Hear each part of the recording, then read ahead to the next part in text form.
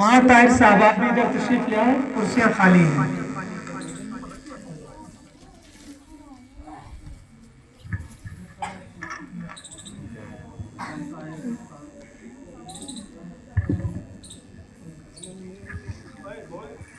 اب ہمارے مجلس کے صدر محترم مفتی وسیم صاحب قاسمی جو ہمارے 5 گاؤں کے امام بھی ہیں، میں حضرت سے بڑے ہوئے اگر کے ساتھ درخواست کرتا ہوں کہ حضرت کچھ نصیحت بھی فرما دوں اور حضرت واضح نصیحت کے ساتھ میں جیسا چاہیں جو کچھ چاہیں ارشاد فرمائیں۔ بسم اللہ الرحمن الرحیم۔ آج ماشاءاللہ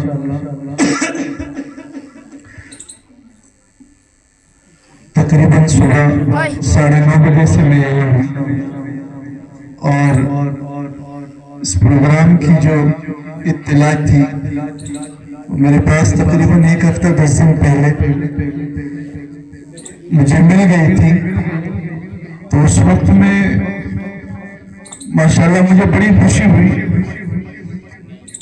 کیونکہ ابھی اس ادارے کی بنیاد کو بہت کم وقت ہوا ہے۔ یوں سمجھیے میرے خیال شاید 5-6 مہینے ہوئے ہوں، 7 مہینے لاسٹ ہو گئے ہوں۔ تو آج اس مختصر سے وقت میں بچوں کے اندر جو قابلیت، جو صلاحیت ہم نے دیکھی ان بچوں کا پڑھنے کا انداز، ماشاءاللہ دل خوش ہو گیا۔ آپ سبھی جانتے ہیں کہ وقت جو ہے کسی بھی چیز کے لیے وقت کی ضرورت ہوا کرتی ہے۔ ایک چیز کو بنانے میں بہت وقت لگ جاتا ہے، آپ گھر مکان کھڑا کریں، کسی چیز کو اور بنائیں، اس میں بہت وقت لگتا ہے۔ اسی طریقے سے تعلیم کا بھی مسئلہ ہے۔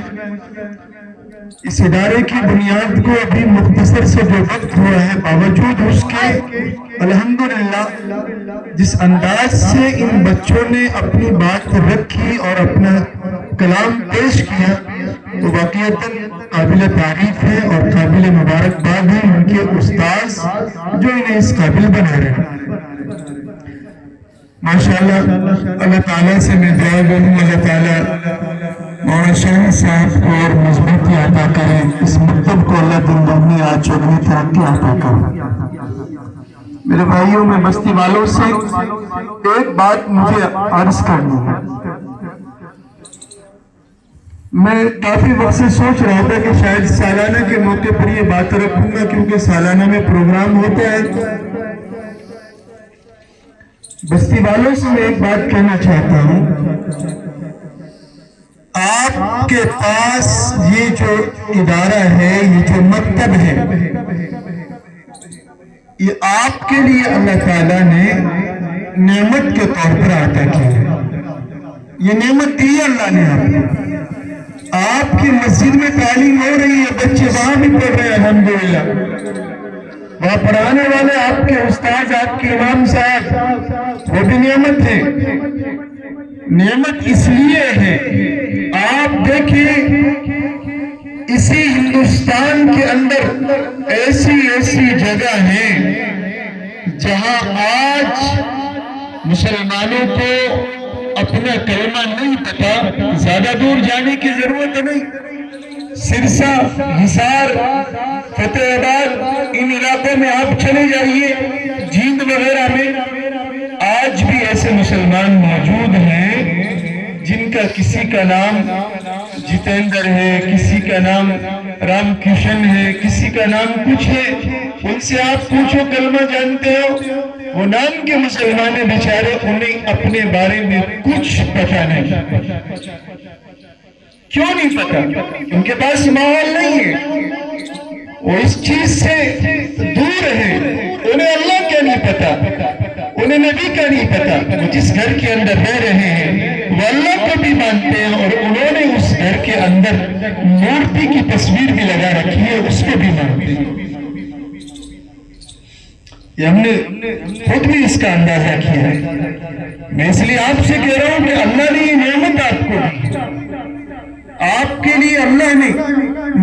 تجارت کا انتظام کیا، قرآن پڑھانے کی محنت کا اللہ نے آپ کے لیے انتظام کیا۔ اب بتاؤ یہ محنت اگر ہم سے چھوٹی اور چھوٹتی چلی گئی، کیا مشکل ہے کہ پھر ہمارے بیچ میں بھی جتیندر اور رام کرشن پیدا ہو؟ ہمارے بچے، ان کے نام چاہے مسلمان کیوں نہ ہو، لیکن وہ کلمے سے اگر خالی ہوں گے تو یاد رکھنا کہ پھر ہمارا پچھتانے کے سوا کچھ نہیں ہوگا۔ اس لیے میں کہہ رہا ہوں یہ اللہ نے آپ کو نعمت دی ہے، بستی والوں قدر کرنی چاہیے۔ میں مولانا کے پاس بیٹھا تھا، مجھے بڑے افسوس کے ساتھ میں ایک بات آپ سے کہنا پڑ رہا ہے، آپ سب بستی والوں سے، آپ کا بچہ ایک دن میں 10 روپے نہیں 20 روپے خرچ کرتا ہے۔ میں یہاں پیسے وصول کرنے کے لیے نہیں بیٹھا، میں آپ سے کسی مطالبے کے لیے نہیں بیٹھا ہوں کہ میں آپ سے پیسوں کا مطالبہ کروں، کسی اور چیز کا نہیں کرتا میں مطالبہ، لیکن ایک چیز کی توجہ آپ کو میں اس طرف دلانا چاہتا ہوں۔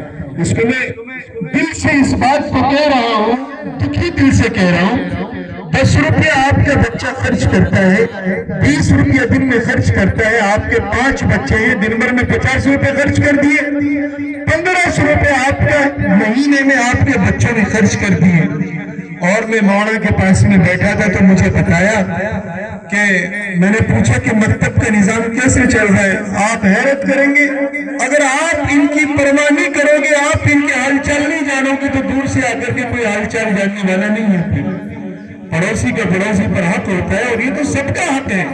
یہ قرآن پڑھانے کے لیے اللہ تعالیٰ نے یہ ہمیں نظام دیے ہیں۔ یہ مدرسے مکاتب یہ قوم کے ہوتے ہیں، کسی ایک کے نہیں ہوتے ہیں۔ میں نے پوچھا تو مولانا نے بتایا کہ میرے پاس جو مہینے کی فیس اکٹھی ہوتی ہے وہ تقریباً 6000 سے 6500 کے بیچ میں آتی ہے۔ تو میں نے کہا کہ آپ 6500 روپے فیس کے جی، وہ اس میں بھی 100 200 500 روپے رہ جاتے ہیں، اور پھر ایک پڑھانے والا استاذ جن کی تنخواہ 5000 ہے، تو میں مولانا شاہد صاحب سے کہنے لگا آپ تو ماشاءاللہ پھر اللہ کی رضا کے لیے کام کر رہے ہیں، بالکل فی سبیل اللہ کچھ ہے ہی۔ آپ کے بچوں کا گزر بسر کیسے؟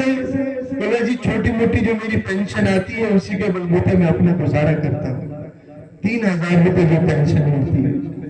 میں اپنی قوم کو اس بات کی طرف لے جانا چاہتا ہوں، آپ کی اور اپنی غیرت کو جلانا چاہتا ہوں۔ وہ قوم جو جہاں ضرورت نہ ہو حرام کاموں میں ایک نہیں لاکھوں خرچ کرنے کے بعد اسے احساس نہیں ہوتا ہے۔ میں اپنی اس قوم سے مخاطب ہوں، آپ سے مخاطب ہوں، قرآن کی محنت پر ہمارا کیا لگ رہا ہے؟ اب بتاؤ 5000 روپے اس میں سے استاذ کو نکال کے دے دیے، اپنے پاس کیا بچا؟ پھر یہ امام صاحب نے مولانا نے اپنی طرف سے یہ سب جو ہے خرید کر کے لائے ہیں، انعامات بھی خود خرید کر کے لائے ہیں۔ اب 1000 کے خریدے، 2000 کے خریدے، 1500 کے خریدے، خدا کی قسم ہمارے گھر نہیں چلتے ان مکتبوں سے۔ میں آپ سے کہنا چاہتا ہوں اگر ہم اس محنت کو چھوڑ دیتے تو تمہاری نسلوں کا کیا ہوگا؟ میں اس بات کو آپ سے سوال کرنا چاہتا ہوں، کون ہے تمہاری نسلوں کو سنبھالے گا؟ یہ معذور آدمی ہے بیچارہ، اس کے ساتھ میں پڑھانے والے اور جتنے بھی مدرسے مکتب چل رہے ہیں، خدا کی قسم ان سے گھر نہیں بنا کرتے، نہیں بنتے ان سے گھر۔ ان کا کون پرسان حال ہوگا؟ ان کو کون پوچھے گا؟ اس لیے میرے بھائی، اگر ہمارا حلال کمائی کے پیسوں میں سے 100 روپیہ 200 روپیہ مہینے کی اگر ہم نیت کر لیں تو ان بیچاروں کا بھی جو ہے گھر کا خرچ چل جائے، اور اپنا اور دل اپنا تن من دھن پھر اور اس میں لگا دیں۔ امام صاحب مہینے میں 3000 مل رہے، 4000 مل رہے، نیت باندھی اللہ اکبر کہہ کر کے، پتہ چلی کہ امام صاحب کے بچہ بیمار ہے، سوئی لگوان لو روپیہ نہ ہے، 200 روپیہ کی دوائی نہ لا سکے، شام کو بیچارے کی کچھ پتہ نہ ہے کہ کہاں خرچ ہے، 1000 روپیہ کائی کی شادی پہ خرچ آ دو۔ اب امام صاحب سے بھی نماز میں بھول پڑ رہی ہے، وہ بیچارہ سجدہ سہو کر رہے، وہ کو دھیان بھٹک رہے۔ ہم لوگ اللہ نے دیے ہیں، اگر ہم صحیح معنی میں اپنی مساجدوں پر، اپنے مکاتبوں پر، ان کو چلانے والوں پر اگر ہم اپنا پیسہ خرچ نہیں کریں گے، یاد رکھنا اس کے ہم ذمہ دار ہوں گے، کل قیامت میں اللہ ہم سے پوچھ کریں گے۔ یہ میرا دل کا ایک دکھ تھا جو میں آپ کے سامنے اس کو میں رکھ چکا ہوں، اس کو میں نے آپ سے ساجھا کیا۔ مجھے اس کی ذمہ داری مولانا شاہد صاحب کی طرف سے تو اتنا بھی نہیں تھا کہ میں اس تذکرے کو آپ کے سامنے کروں، لیکن آپ نے ٹوٹی پھوٹی مجھے، الحمدللہ میں اس لائف تو نہیں ہوں، گاؤں کی ذمہ داری سونپ رکھی ہے آپ نے ٹوٹی پھوٹی، آپ مجھ پر یقین رکھتے ہیں، اعتماد رکھتے ہیں، تو اس اعتماد کے بلبوتے، اس کی بنیاد پر یہ آپ کے سامنے میں نے بات رکھ دی۔ اللہ تعالی ہم سب کو عمل کی توفیق عطا فرمائے۔ ان کا خیال رکھو، انشاءاللہ یہ آپ کے بچوں کا خیال رکھیں گے۔